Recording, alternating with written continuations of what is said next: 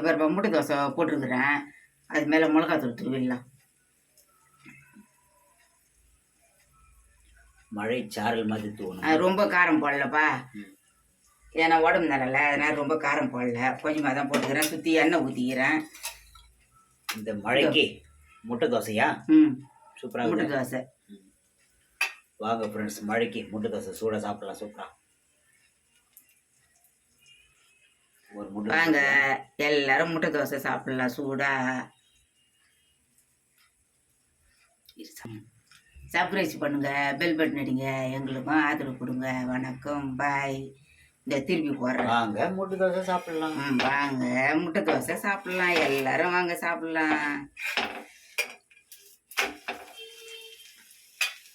எடுத்துடலாம்ப்பா. முட்டை தோசை ரெடி ஆயிடுச்சு, எடுத்துடலாம்.